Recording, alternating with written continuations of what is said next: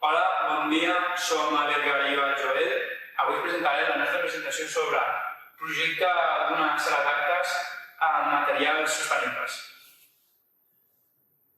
En l'índex tenim ubicació i clima. El nostre projecte, els nostres objectius i materials utilitzats. La ubicació del clima sobre Sant Isidre Castellet. Sant Isidre Castellet és un municipi situat al nord del Valles, on actualment tot l'any és un clima humit, però a l'estiu és molt calorós i a l'hivern és fresc. I sobre el voltant de Sant Isidre creix pi blanc i pins blancs. El nostre projecte consisteix en crear una sala d'actes perquè en el nostre institut no hi ha, i l'estructura principal és pilars d'acer i estructura de madera contraxapada.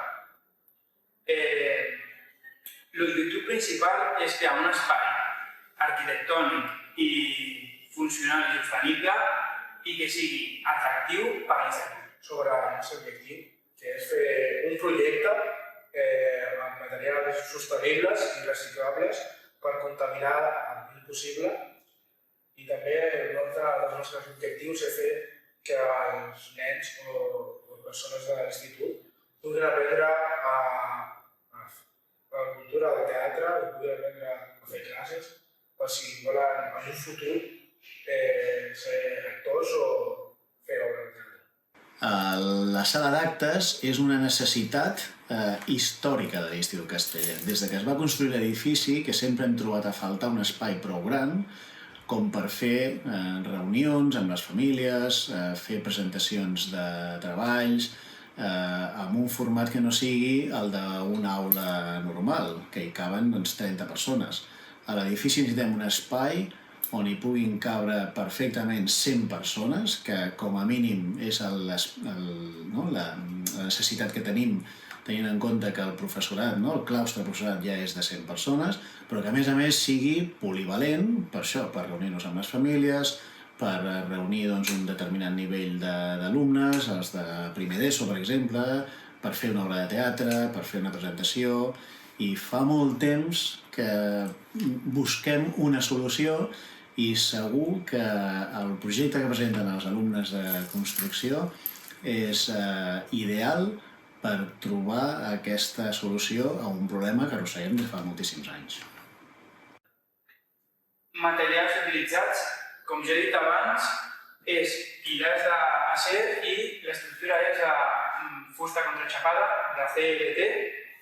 També les finestres són de fusta amb doble vidre i per fora seria de fusta de pi que ofereix una molt bona resistència contra el fred i contra el calor. Per dins seria de fusta d'àver, que és molt bona aïllant acústicament i és molt fàcil de treballar i no és molt costosa. Ara parlarem sobre la coberta llaminada que farem al nostre projecte.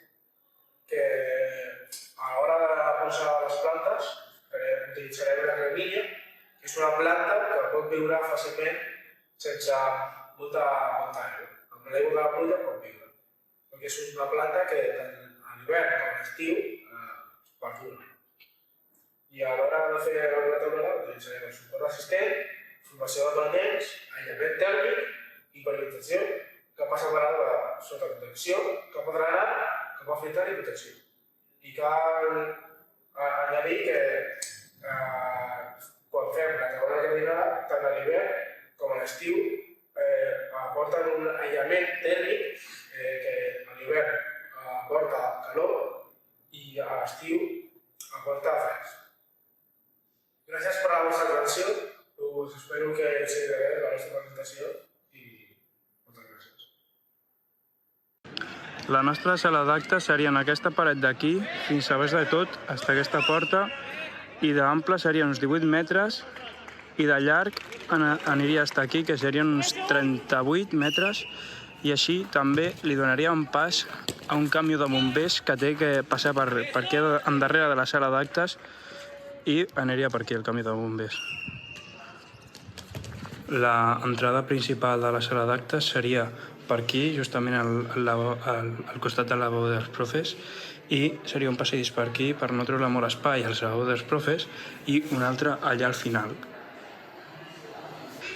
També una cosa afegida a la sala d'actes és que aquí, com anirien pilars, tindríem un porxo, perquè ara mateix no hi ha ningú porxo, i ajudaria molt a tindre això.